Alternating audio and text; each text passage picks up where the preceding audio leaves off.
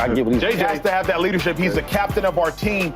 Chase, is fascinating. The Minnesota Vikings were on the brink of a potential Super Bowl run last year, the way they had that season, 14 wins with Sam Darnold at quarterback. Now they're trusting a 14-win team to the hands of not just a rookie, I would suggest, somebody that hasn't played a snap, but somebody that missed the entirety of last season with injury. Are they putting too much faith in their quarterback, J.J. McCarthy? You know, the more I think about it, I think it's probably the right level of trust.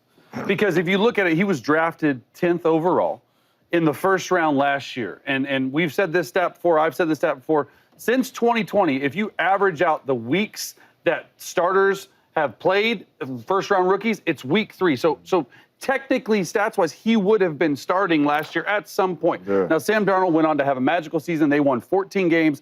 It was the most wins since the franchise had 15 in 1998. So they had a great year. But you look at how this roster is constructed, and it starts at the top with the Coach of the Year in Kevin O'Connell. They really don't have a weakness on their entire roster. You look at what they're able to do offensively. They go out, they sign Jordan Mason. They already have Aaron Jones, T.J. Hockenson, the best receiver in football. You heard him talk, Jordan Addison. And then you go defensively, where they are stacked, man. 33 turnovers generated last season. They take the ball away, so they get their offense the ball back. I say all this. Now, the quarterback, he's not going to be the problem, but he is going to be an issue in terms of you don't have the experience.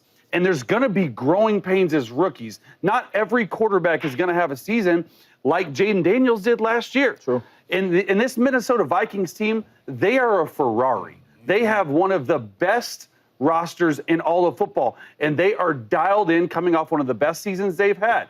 Now, you have an inexperienced driver driving it, but with the help of Kevin O'Connell, with the help of Justin Jefferson, with the help of everyone else, I do believe it's the right amount of faith. Now, there were these rumblings, hey, can they go out there, can they get Aaron Rodgers? They wouldn't put him in this situation if they didn't trust him and believe in the team around him. So I think it's just the right amount of faith. I think it's way too much faith. But even more than the faith, Chase, I think it's way too much pressure. Sam Darnold was playing with house money last year. He wasn't supposed to be the starter. He wasn't supposed to be good, and the Vikings weren't supposed to be all that good. Now, all of a sudden, he's starting. They're good. Even if Sam Darnold had underachieved, nobody would have faulted him. We all make fun of Sam Darnold for having seen ghosts as a rookie. Like, nobody thought that highly of Sam Darnold. He was playing with house money. J.J. McCarthy, you're playing with somebody else's money. That's when you're under the most pressure. When somebody says, hey, big dog, can I give you this $100? Can you flip it for me? Now you're really under pressure because somebody's entrusting you with their money. A 14-win team is what you're being entrusted with. And not only that, you didn't play last year. But beyond not playing last year, you've been hurt. So you probably weren't even on the field. It's one thing if you're not playing, but you're leading practice squad. You're not playing, but you're doing scout team for the opposing team. You're not only not playing, but you're not even going through the mechanics that a player would have to go through during the course of the regular season. And beyond that, you weren't that good in college compared to the rest of that quarterback class. Weren't you, Chase, help me out here, 5th quarterback taken? Yeah, 5th. I think he was the 5th quarterback taken. So it's not as though you were even that great in college. You weren't the feature of your college team. That was Blake Corum. You weren't the feature player of your college team. That was a running-based offense. So I just think for a team that is built to win right now, like you built to win right now, and you're putting this much faith and this much pressure on a kid that ain't played no snaps and was hurt all last season. That's tough. That's tough. That's tough. How can y'all sit up here and talk like that? You know where they came from? Where they come from? Sam Darnold. That's where they came from. And you talking like this? Like, you guys are no faith. I see why God is tripping in the Bible. Because it's like, yo, I just showed you all these miracles and you still don't believe. The Vikings go from Sam Darnold. Oh my God, they give him the keys. Oh, you know how brave you gotta be to do that? Hey, here's the keys, yo. Look, just take your time, drive. And then he does well, and now J.J. McCarthy, y'all have no faith in him? Listen, if you listen to the video that J.J. just talked about, he said he's the guy now, he has to understand what's really going on, as in, now you started and you got me as your wide receiver, right? I make anybody look good. I remember when they were going through the contract situation with last year, and they was like, who gonna be the quarterback? Is it gonna be Sam Darnold or who's gonna be? And JJ said, honestly, man, I don't care who the quarterback is, right? Because I'm who I am. Yeah. And you get a young quarterback like this that hasn't played yet, he always can get better and better and better. If I just tell you these numbers for a second. So one quarterback in 7 years, right? He's had like 16,000 yards. He's had 70. Because I'm gonna get Darnold. I want to get the right numbers. I don't want Shaw to trip. So in 7 years, he's had 98 touchdowns. He's had 70 picks. But one season with the Vikings, you had 35 touchdowns. So that's almost close to half. Almost. Okay? So when I look at it, you've been bad your whole career. Bad, awful, bad. Now you in the backup role. Now you just grabbing Gatorade and clipboards. And then we bring you to the Vikings, right, with a really good coach, really good team, a lot of good wide receivers, and you take off. And now people believe. Yeah. Okay, let's rewind it again. Same situation. The only difference is we never seen JJ be bad. Yeah. We just seen him be young and inexperienced. Cool, I can work with that. If I can work with a guy that's been trashed his whole NFL career, and then you come with us, now you're good. We win in 14 games, we go to the playoffs. Yeah. I could deal with a first-round rookie quarterback that hasn't been bad yet. But if you're a player on the team, like Justin Jefferson or T.J. Hawkinson or a defender, yes, sir, and you knew you got the play out of Sam Darnold that you did last year, yes, sir, and you have one of the best rosters, and you're a Ferrari, as I call it, because I do think they're really good. Are you a little worried about entrusting your entire season to a rookie quarterback? Great question. I'm gonna bring you back, because I'm trying to bring you back to what's going on then and now. So all them Ferraris you talked about, and all this great team, let's put them a year ago, and it's in the summertime. How did they feel when they had Sam Darnold at the quarterback? No one knew what they were going to get. How did they feel with Sam Darnold at the quarterback? He's going to be a starter? They feel great. Everybody's not happy about that. Actually, nobody's happy about that. Everybody's worried because he's been awful. Everybody's been worried. So the same worries we had then, why would it be so much worrying now? Because we've seen bad look good. We've never seen bad look good with J.J. McCarthy. We haven't seen it yet. You get what I'm saying? My thing is, it's hard for me to say I can't believe in a player when I've seen a player be awful and now look good, right? Like one of the most efficient players in the league. It doesn't happen like that. You don't be like bad to be good. You don't be like dark and to be white. It don't happen like that, right? Sammy Sosa. Every now and then. You know what I'm saying? At least I know where you're going. It ain't nighttime in this. You know what I mean? I understand where you're trying to So go. when I see JJ, right, because that saved me, that was a good one. That was a great one. But real quick to finish my take. My bad. With JJ, because that's a good question that you asked. But I put myself back in the seats. I mean, how happy was we with Sam Darnold? Yeah. Okay, how happy were we with this rookie quarterback? Yeah. At least with the rookie, we know that he can get better because we don't know where his ceilings or his floor is at. Yeah. We knew where my ceilings and floor was last year. Yeah. This is what I will say. Sammy Sosa. Faith. So I was at the draft this last upcoming. He's riding bikes and all that. And I walked back to where all the dudes that name was supposed to be called early. All right, and there was, a couple people back there, and they was like, "Oh, these dudes back here, man, these is the dudes that they think is going to be the franchise changers." Yeah. Right, that's right, James. When they draft this boy? 10th overall, 5th quarterback. 10. Ooh. No. 10th overall. When they JJ, that's when all the faith was in JJ. Come on now. You ain't even gave the boy an opportunity to play one real live action game.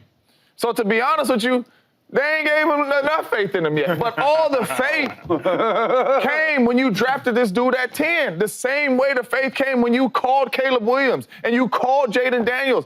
Those dudes that go in the top 10 are supposed to be franchise changers. So right when you dial a number to call and say, "Welcome to the Minnesota Vikings, we are going to take you with this 10th overall pick," that's when you put all the faith in him. Now you got to ride with it. You can't quit on the dude before he hasn't even played one game. You got to ride with him, and you have to see how good he's going to be. And if you did change Sam Darnold, and you did change all these backup quarterbacks that you had before J.J. McCarthy, why can't you get this young fella to play at a high level? And you do have one of the baddest men on the planet in Justin Jefferson. You do have a really good tight end in Hawkinson. You do have a really good run game. You are a really good pass coordinator. So to be honest with you, you got the right faith in the right dude because you did not sign a free agent. You drafted this dude 10th overall. Let him go out there and play. Man. Is it going to be growing pains? Absolutely, man. The young fella's a rookie. We all were rookies. It was all hard for all of us. We all went through the ups and downs. But you got to have faith in the young fella at some point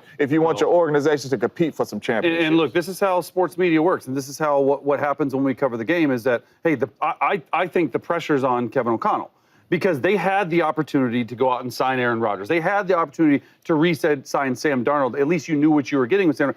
You have no idea right now You think you do. But he has not played a game what J.J. McCarthy's going to be. And I don't think the pressure would be as high on Kevin O'Connell if this wasn't a Ferrari of a team. So why draft any quarterback? So listen. No, that's a good question. But I'm saying they are built to win right now. And so you're entrusting an inexperienced rookie quarterback that you don't know. You hope because you drafted him. But if this season goes awry and they win 9 games or 8 games, and it depends on how JJ plays, we're going to say, well, they should have signed Aaron Rodgers. Like, you just don't know. So I do think there's a bit of faith and a bit of leap, but he's got to get the quarterback to play well. So were they built to win last year? No. That's the point I'm trying to make. It's like, to me, my question for they are y'all is now. like, Win last don't year? we? I think things have changed. No one had to win in 14 Here's why I say games. that, James. They won a bunch of games. Hold on. Let me break down my why. I'm not just speaking out of ignorance. One, you didn't know how good they were going to be last year. They won 7 games a year before. They were 7-10, in large part because of quarterback injury. Exactly. You got a new defensive coordinator. Nobody knew Brian Flores was going to be this good. Not to mention, Andrew Van Ginkel all of a sudden becomes an all-pro caliber player, which I play linebacker, so I know my linebackers. Nobody knew he was going to be that good. Several pick sixes. I don't think we knew the Vikings were this good a team. I knew the Vikings were not this good a team last year, and I believe anybody who suggests they knew Brian Flores was going to have this great a defense of turning the ball over, or that Andrew Van Ginkel was going to be this good is a liar. So I can suggest, James, I did not know the Vikings were going to be this good. So this is all I'm saying. We knew the Vikings wasn't going to beat the Jacksonville Jaguars. They won 7 games and they played 32 different quarterbacks. The year before that, they were in the playoffs. Like they have a good roster. They've always had Justin Jefferson and these boys. They've had a good roster since Kevin O'Connell been there. They've been good football teams. So all I'm saying is, yes, you got these new coaches and all that, but the main thing is when you sign Sam Darnold, 14 wins, I don't care if you Patty Mahomes in, and that's hard to do. 14 wins. So I'm not even saying 14. Like that's extreme. I don't care if you got Aaron Rodgers, whoever you got. That's hard to do. But what I'm saying is they were, since he's got there, they've always been a good football team, able to win football games. And when you sign Sam Darnold, we all weren't saying it's their time now. Right. Yeah. But just go ahead. Yeah. So first of all, they did sign their GM for a reason. Did they not? They did sign their GM because he's doing well with picking players, getting the right guys in there to have these winning teams. That's Drafting one. well. Number 2 is, since when we draft a top 10 quarterback and don't give him a shot, it sounds like y'all saying if he don't play well, because they're ready to win now, if he don't play well, then we done with him. Yeah. No, I don't think we're saying that. I'm just saying he was hurt last year, so we don't really know what he's going to be. Like, right. But I'm saying, give him practice, and you said a good point, Acho. You're not able to even show what you have in practice last year because you're coming off injury. I hear all that, but you the 10th pick overall. That matters. Y'all play with players that good or bad. You 10th pick, you get opportunity. So what I'm saying is, hopefully they win this year. But if they don't, I'm okay with that because you got your quarterback that you took in the 10th pick overall. Aren't these extenuating circumstances? What I mean by that, Shady, is usually if you're drafted in the top 10, whether it's a Josh Rosen, a Josh Allen, a Caleb Williams, a Michael Penix, a Drake May, anybody in the top 10, a Kyler Murray, Baker Mayfield, you're not going to a team this good. The reason they drafted in the top 10, unless there was a draft day trade, Matt, please help me out, they were 7-10, like James said, due to injury. So the reason I'm saying, don't you think it's extenuating circumstances is like, yes, if you draft a QB in the top 10, they should play right away. But usually a top 10 quarterback isn't going to a team that's like Super Bowl ready. So now, like, if we miss this Super Bowl window, you know how it goes. Are they going to be able to retain Jordan Addison plus Justin Jefferson? Aaron Jones, Shady, you know better than anybody. How many great years does he have left in him at the running back position? Are you going to be able to retain Brian Flores because he's probably going to become a head coach again? Like, but that don't make sense for me because when you draft a top 10 player, top 10 quarterback, you got to develop that dude. Yeah, you might look at him as your franchise, but it takes time. That's real. But I think what Acho's saying is and I agree, like they're Super Bowl ready right now. And I think we can all agree, if they don't make the playoffs this year, there's going to be a big circle around the quarterback position. But I don't think so. It's the biggest unproven position that they have on their team right now. That's what I'm saying. Hold on, James. He a top 10 pick, Chase. I've seen plenty of top 10 picks fizzle out, man. As long as he's decent. I ain't talking about Rosen and nothing like that, that bad. But if he's a solid quarterback, he doesn't have to be perfect. If he's solid and they lose, what does that mean, y'all? Is we gonna forget about him? That don't make sense to me. Because you're saying that like, all right, well, this squad is ready to roll. If they ready to roll so much, then go out there and go get you a ready to roll quarterback. Go out there and get that. It makes no sense for me when y'all saying because If y'all was so ready to roll, then why would you draft a dude in the top 10 that you might have to develop? Let me say this because we said the question was faith, right? Should they have faith? And they took this dude with the 10th overall pick. So you should have all the faith in the world in this dude and all the faith in you to get this dude ready to roll. Y'all talk about he's really good situation. Team is ready to win the Super Bowl right now. We was 13-3 with Brett Favre. We went to the NFC Championship. The next year they gave the keys to Aaron Rodgers. We don't know how good he's going to be. Nobody did. Nobody knew Aaron Rodgers was going to be 4-time MVP All-Pro. You just knew we drafted this dude in the first round. It's his time now, and we got to put our faith in him. We went 6-10 the first year.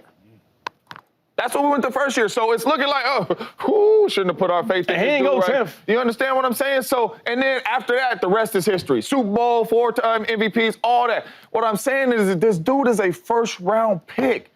And you ain't even let him play a game yet. You gotta put all your faith in this dude. I'm happy they ain't brought no dude over there. You drafted him for a reason. Yeah. Let him play. Every quarterback that gets drafted in the first round, we all say has this chance and that chance and that chance. He got 3 chances to fail, which means 3 different coaches is gonna put faith in him. Just like the 4th or 5th coach put faith in Sam Darnold to come to the Minnesota Vikings, and he had success. They gonna have opportunities. And we sitting here saying you shouldn't have faith in this young boy. I got a question for y'all, though. And y'all are the historians. James, you may have played through it slightly before you, Shady. I guess maybe the concern could be like, if y'all recall, the Arizona Cardinals with Kurt Warner. Arizona Cardinals with Kurt Warner, they go to a Super Bowl. But if y'all remember, they drafted a young Matt Leinart. First-round pick, top 10 overall player out of USC, obviously an illustrious college career. He would suggest, along with us, he didn't have the pro career he would have liked. He's a Fox employee. With that being said, if the Cardinals would have given the keys to Leinart in totality with no backup plan of Kurt Warner, there is no Super Bowl appearance when they go and they play against the Steelers.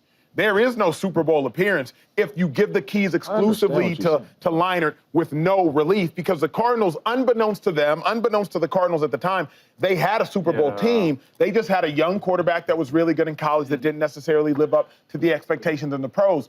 I'm drawing this parallel from 20 years ago to suggest that could be the opposite situation of the Rodgers-Favre. James brought up a great example of how it could work out. Different great perspectives, and that's what makes this show so great, because it is, I don't think this is as interesting of a question if we don't all believe that they are Super Bowl ready now. Yeah. And we have 2 quarters of J.J. McCarthy in a pro game in the preseason. Played well. Threw an interception, threw a touchdown. Great. Awesome. Tore his ACL. Awful. Right? We just don't know what he's going to be. So I think this question is like, man, if they did have an Aaron Rodgers, or if they did have a proven, like an actual proven commodity, then they would have a better chance. But I'm not. JJ could come off and have one of the greatest rookies. Correct. We don't He know. could be Aaron Rodgers, I just think this is an interesting question Aaron because Rodgers. they have the type of roster that I think they have. I guess I'm just stuck on the faith part. Because we're not sitting here saying faith who's the best quarterback in the league that makes the Vikings better. We're not asking that. It's the faith part. And you got to have faith in the young boy you drafted him. No, that's fair. I'm lost in the conversation. What up, YouTube family? Welcome to the facility. Thanks for watching, and you better be sure to hit that subscribe button if you want to get more highlights from the show and all of our exclusive content.